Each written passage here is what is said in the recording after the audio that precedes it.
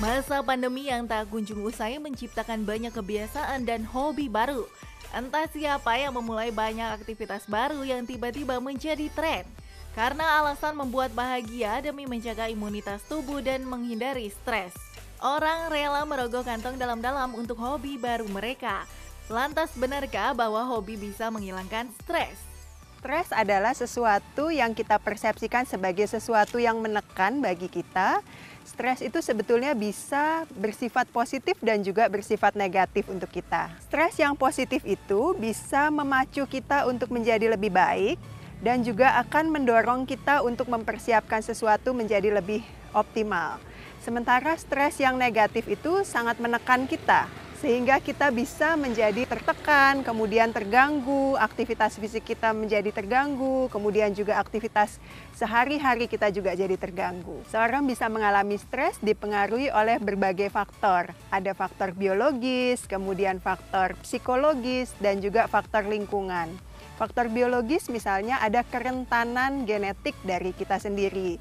Kemudian kalau faktor psikologis misalnya kepribadian kita, cara kita memandang sesuatu, itu juga sangat mempengaruhi lingkungan misalnya yang mendukung kita, itu juga bisa mempengaruhi cara kita menghadapi stres, mempengaruhi kita memandang suatu masalah, apakah itu menjadi suatu stres atau tidak.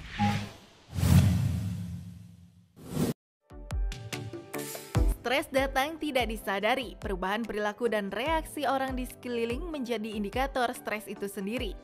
Konon stres yang berkepanjangan bisa menciptakan gangguan mental, benarkah?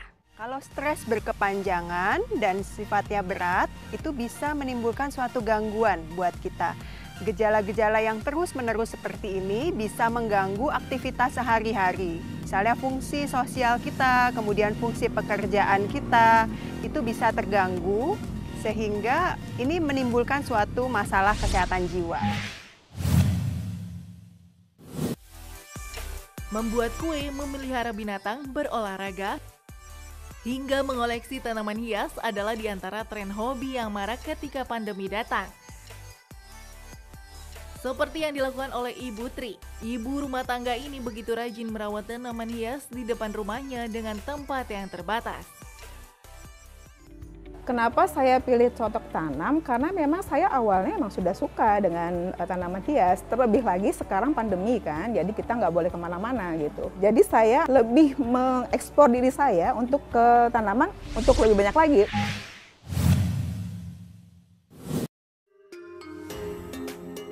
Ternyata tidak hanya menjadi sebuah hobi.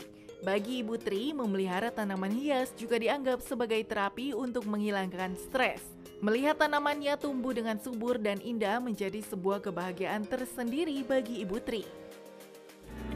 Justru itu, menanam itu adalah suatu terapi buat saya gitu. Jadi sangat efektif buat orang-orang yang memang stres tinggi gitu, atau misalnya tanaman yang harus direpotting itu butuh waktu panjang.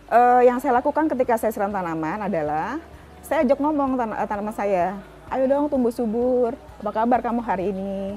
Tolong berikan saya kenikmatan, kesegaran, supaya saya menikmati apa yang kamu berikan kepada saya. Dan itu ternyata bermanfaat juga buat rumah saya gitu. Diajak ngobrol, ternyata mereka tumbuh subur gitu loh buat saya gitu. Dan saya berasa banget, itu yang kenikmatan yang buat saya itu tidak dapat digantikan.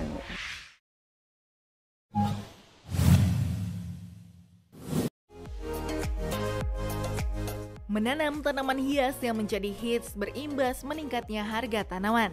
Keinginan mengoleksi tanaman hias yang lagi hits menjadi suatu fenomena tersendiri. Apakah dorongan untuk mengoleksi tanaman hias secara membabi buta adalah suatu gangguan tersendiri?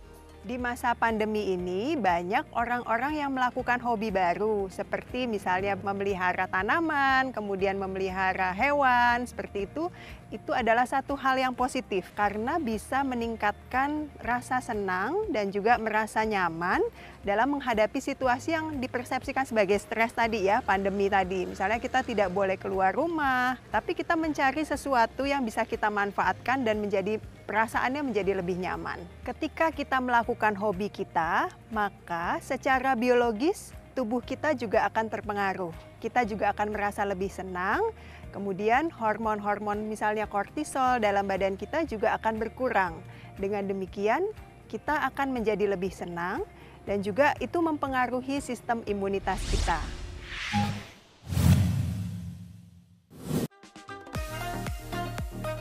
Jelas sudah sekarang kan, menanam bisa menimbulkan hormon kebahagiaan.